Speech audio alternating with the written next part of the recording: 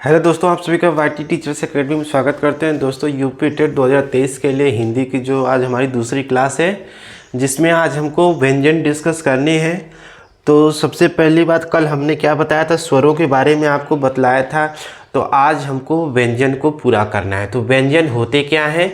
जिन वर्णों के उच्चारण में स्वर मिला हो उन्हें व्यंजन कहते हैं। यानी जो स्वरों की मदद से बोले जाते हैं उनको क्या कहते हैं? व्यंजन कहते हैं। और स्वर क्या थे? जो स्वतंत्र रूप से बोले जाते हैं। क्या? जो स्वतंत्र रूप से बोले जाते हैं उन्हें स्वर कहते हैं।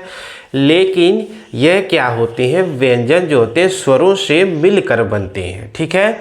व्यंजन की संख्या कितनी होती है? तो मूल व्यंजनों की संख्या 33 होती है। कहीं कहीं पर आपको 35 देखने को भी मिलता है। जब 35 देखने को मिलता है तो उसमें ये ड और ढ आपको क्या किया जाता है? जोड़ दिया जाता है। तो ध्यान रखेंगे कि ये मूल रूप से कितने होते हैं? 33 होते हैं। लेकिन अगर 33 ऑप्शन में ना हो, 35 हो, तब क्या करेंगे आप? 35 भी टिक कर देंगे। अब बात करते हैं व्यंजनों के बारे में कि कौन कौन से व्यंजन होते हैं। अगर उच्चारण के आधार पर व्यंजन को बांटें तो उच्चारण के आधार पर व्यंजन 7 प्रकार के होते हैं। कौन कौन से होते हैं? कंठ, तालव्य, मूर्धन्य, दंत्य, ओष्ठ, नासिक्य, दंतोष्ठ। यानी कि वही है, कंठ, तालु, मूर्धा, दंत्य, ओष्ठ, नासिक्य और दंतोष्ठ। तो बात आती है कंठ, यानी क वर्ग के जितने भी अक्षर होते हैं उनको क्या कहते हैं? कंठ कहते हैं। यानी कंठ से निकलने वाला, कंठ से निकलने वाला। देखिए आपको कैसे समझना है। मान लीजिए ये एक व्यक्ति है, ठीक है, कैसे भी बना दे रहे हैं, बस आपको समझना है।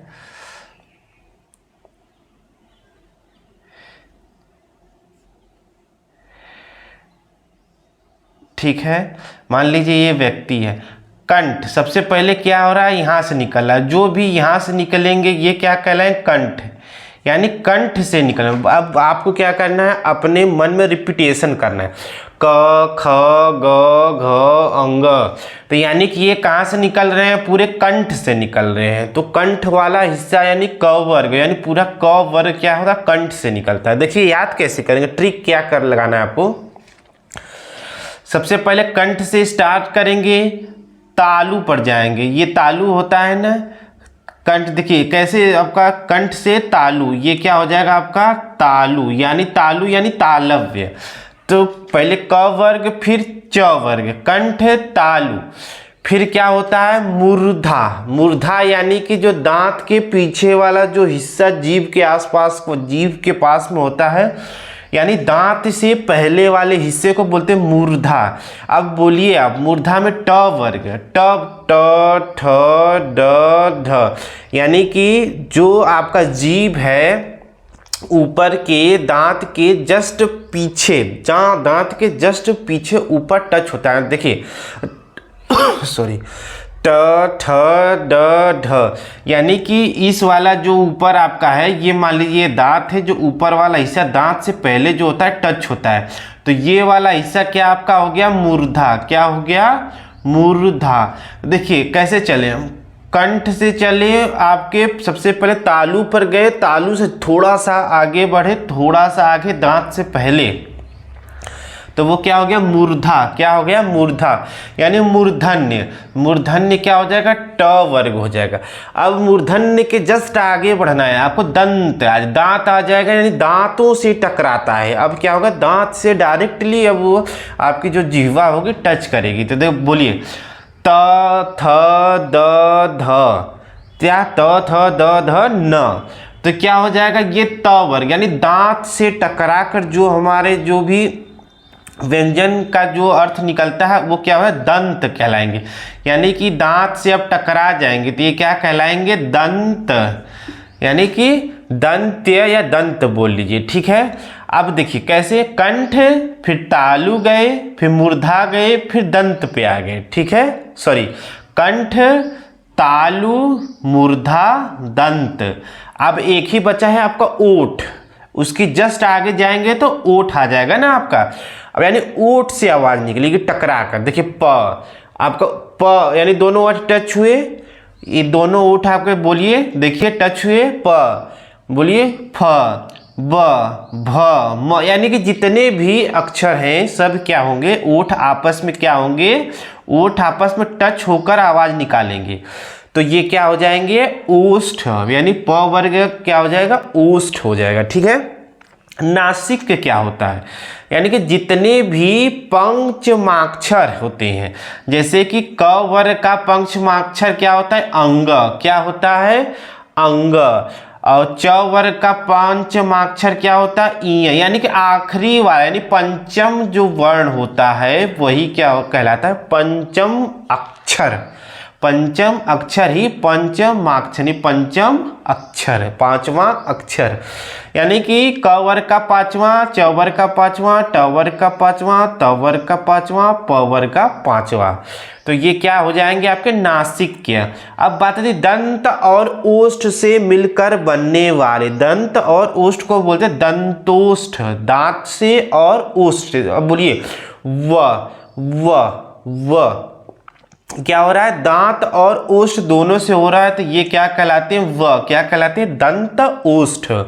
यानी कि आप पूरी अच्छी तरीके से समझ चुके होंगे, उच्चारण वाला आप समझ चुके होंगे। ऐसे ही क्वेश्चन आपसे पूछ देगा, बोल देगा कि ट वर्ग का जो उच्चारण होता है कैसे निकलता है, तो ऑप्शन दे देगा कंठ से, तालु से, मूर्धा से, दंत से।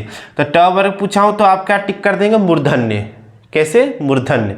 और ऐसे च पूछ देगा, जैसे ख पूछ देगा, ख का क्या है उच्चारण स्थान, तो बोल देंगे कंठ। क्या बोल देंगे, कंठ। चलिए अब आपका अगला देख लेते हैं, प्राण वायु के आधार पर व्यंजन। प्राण वायु के आधार पर, यानी कि वायु किसके आधार पर, वायु, यानी वायु के आधार पर वायु निकलेगी। अब जो मुख से जो वायु निकलेगी उसके आधार पर एक देखिए क्या है, दो प्रकार से बांटते हैं। एक अल्प प्राण यानी कि कम वायु, एक महाप्राण यानी अधिक वायु। जब अल्प वायु अल्प प्राण होता है, ज्यादा वायु महाप्राण होता है। चलिए अब इसको समझ लेते हैं। सबसे पहले इसको क्या करते हैं, रफ करते हैं। प्राण वायु के आधार पर ना, किसके आधार पर देखना है हमें, प्राण वायु के आधार पर। प्राण यानी वही वायु के आधार पर हमको क्या देखना है, व्यंजन देखना है। तो सबसे पहला क्या है इसमें, अल्प प्राण। क्या था वहां पर, अल्प प्राण।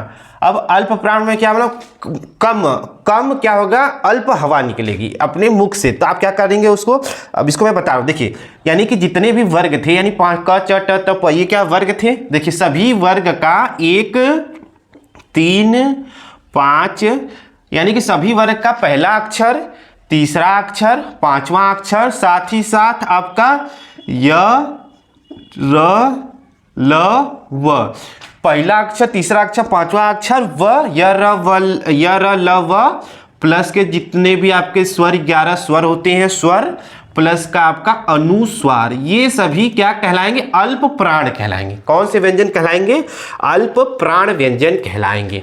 यानी कि देखिए क वर्ग का लिख लेते, क ख ग घ अंगा। देखिए पहला है, दूसरा है, तीसरा है, चौथा है, पांचवा। तो हमको क्या कहना, पहला, तीसरा, पांचवा, यानी कि 1 3 5, 1 3 5 जो होंगे ये आपके अल्प प्राण होंगे। आप बोलिए क यानी कम वायु निकलेगी। अब चलिए ख बोलिए, ख देखिए आपको ज्यादा वायु बाहर आ रही है, तो ज्यादा वायु जो बाहर आ रही है उसको छोड़ देना है। तो आपको 1 3 5, वैसे ही च वर्ग में भी 1 3 5, वैसे भी त वर्ग में 1 3 5, ट वर्ग में 1 3 5। ठीक है, यानी कि जितने भी पांचों वर्ग हैं सब में 3 यहां से लेने हैं, 1 3 5 लेने हैं, प्लस य र ल व होगा, सभी स्वर होंगे और अनुस्वार होगा। कौन सा होगा, अनुस्वार होगा। ये क्या हो गया आपका, अल्प प्राण हो गया। दूसरा क्या था, महाप्राण। मैंने क्या बताया था, दूसरा महाप्राण मैंने, जिसमें क्या बताया था, अधिक वायु। अब जो बच गया वही क्या आ जाएगा, महाप्राण में। क्या क्या बच गया, 2 बचा है, 4 बचा है। उसके साथ और क्या आता है, आपके जितने भी ये वाले देखिए, स ह, यानी कि जितने भी उष्म व्यंजन, ये क्या है, उष्म व्यंजन है। और एक ह, स और ह, ये क्या है, उष्म व्यंजन है। क्या है, उष्म व्यंजन है। प्लस का विसर्ग, प्लस का विसर्ग। देखिए अनुस्वार इसमें आ गया था, बचा क्या था, विसर्ग बचा था। क्या था, अनुस्वार। अनुस्वार ये होता है और विसर्ग क्या होता है, ये होता है। ठीक है, ये अनुस्वार हो गया, ये विसर्ग हो गया। तो देखिए अल्प प्राण में 1 3 5, जो बचा 2 4 ये महाप्राण में आएगा। यह र ल व है तो ये क्या बचा स स स, ये ऊष्म व्यंजन जो होते हैं ये महाप्राण में आएंगे। देखिए बोलिए स यानी जिस सड़क, तो ज्यादा वायु बाहर मुख से निकल ली, जब ज्यादा वायु निकलेगी वो महाप्राण में आएंगे। अल्प मतलब अल्प से ही समझ में आ रहा, कम, महा मतलब ज्यादा। ठीक है, अब आप समझ चुके होंगे कि अल्प प्राण वायु प्राण में व्यंजन को कैसे बांटते हैं। चलिए अब आई थिंक आप पूरा समझ चुके होंगे। अब चलिए चलते हैं झंकार के आधार पर, यानी कि घोष के आधार पर व्यंजन। अब हम वायु यानी प्राण के आधार पर देख रहे थे, अब क्या देखेंगे, झंकार यानी घोष के आधार पर। घोष को ही क्या बोलते हैं, झंकार। क्या बोलते हैं, झंकार। झंकार। अब झंकार के आधार पर व्यंजनों को हम 2 रूप में बांटते हैं। किसमें, 2 रूप में। एक होता है अघोष, क्या होता है, अघोष। दूसरा क्या होता है, घोष या सघोष। सघोष या घोष, क्या, सघोष या घोष। देखिए एक है अघोष, जहां अ मतलब होता है नहीं होगा क्या, झंकार यानी घोष।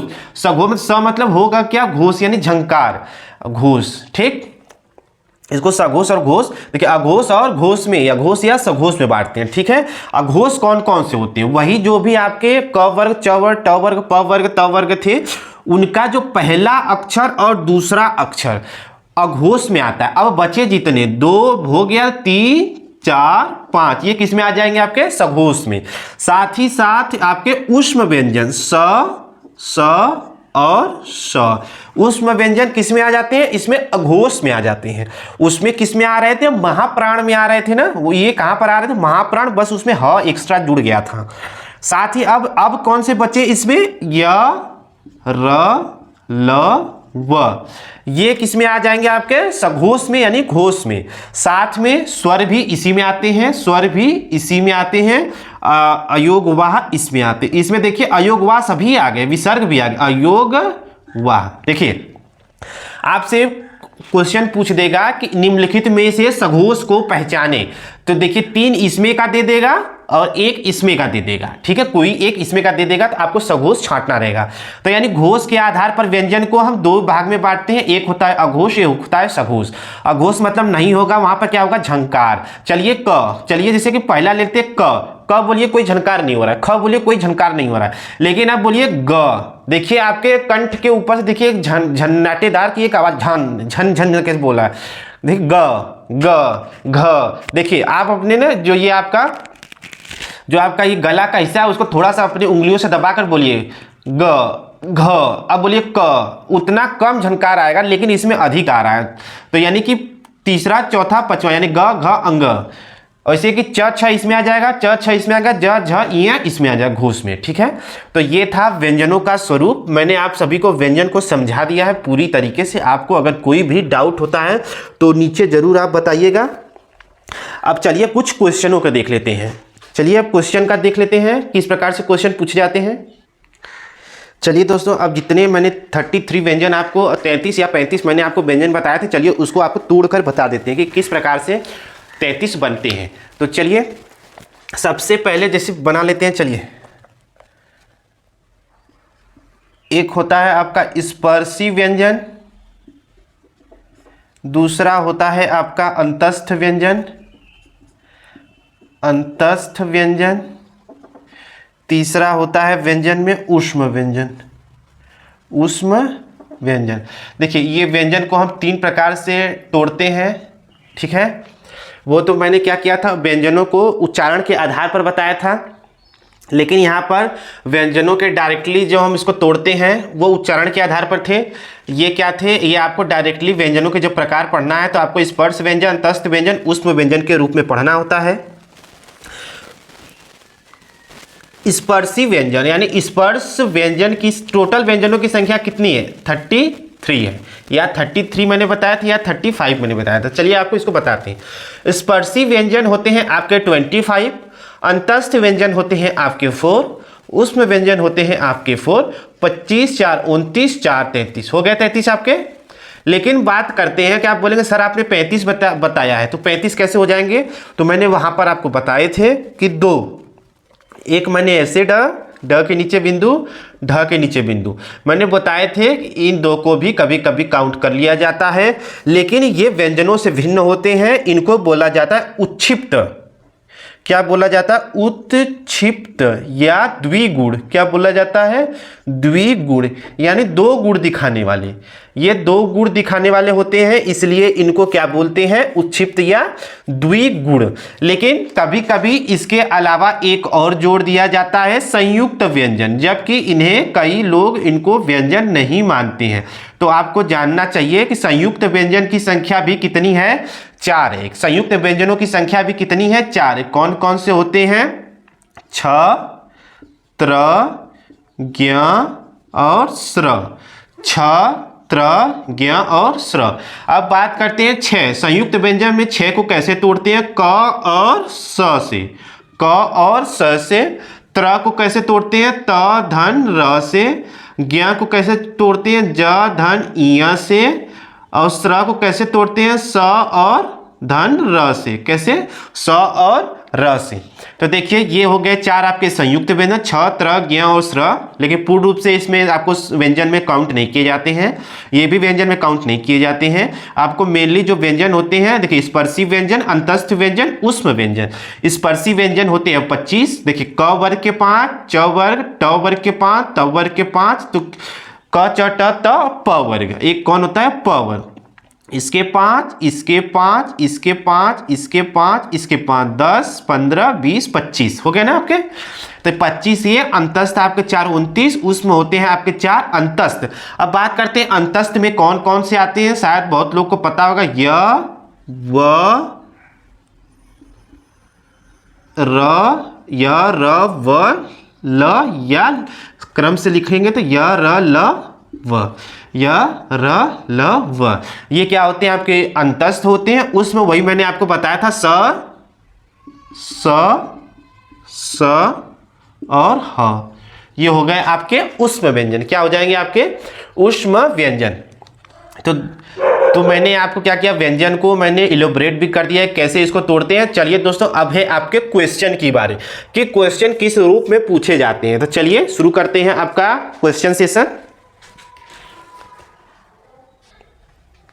तो दोस्तों 2 क्वेश्चन आपके सामने मैंने पुटअप किया है, जो आपके यूपी टेट 2011 पहला, दूसरा यूपी टेट 2013 में क्वेश्चन पूछे गए थे। यहाँ से देखिए, निम्नलिखित में से ऊष्म व्यंजन को पहचाने।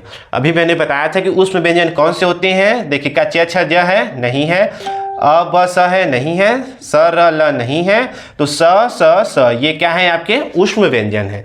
तो ये था यूपी टेट 2011 में, यहाँ से पूछा गया था। देखिए, घ का उच्चारण स्थान है, मैंने बताया था उच्चारण स्थान। तो मैंने क्या आपको ट्रिक बताया था? सबसे पहले फिगर को याद करिए। कंठ, फिर तालु, उसके आगे चलिए मूर्धा, फिर उसके नीचे दंत, फिर ओष्ठ। कैसे? कंठ, तालु, मूर्धा, दंत, ओष्ठ। कंठ, तालु, मूर्धा, दंत, ओष्ठ, ऐसे आपको याद करना है। तो मैंने पहला ही बताया था क वर्ग, कहाँ से चला था? कंठ। अब घ कहाँ आता है? क, ख, ग, घ। घ कहाँ आता है? कंठ पे। तो इसका ऑप्शन क्या हो जाएगा? 2, कंठ। तो दोस्तों इसी प्रकार से आपके क्वेश्चन भी पूछे जाते हैं। दोस्तों अगर वीडियो से आपको तनिक भी सीखने को मिला तो दोस्तों चैनल YT टीचर्स अकेडमी को जरूर सब्सक्राइब करें। और दोस्तों ज़्यादा से ज़्यादा प्यार करें, लोगों को शेयर करें और चैनल को सब्सक्राइब कर बेल आइकन जरूर प्रेस करें, क्योंकि इसकी आपको नोटिफिकेशन मिलेगी जब मैं भी वीडियो अपलोड करूँगा। दोस्तों फिर मिलते हैं नेक्स्ट वीडियो में, तब तक के लिए जय हिंद, जय भारत।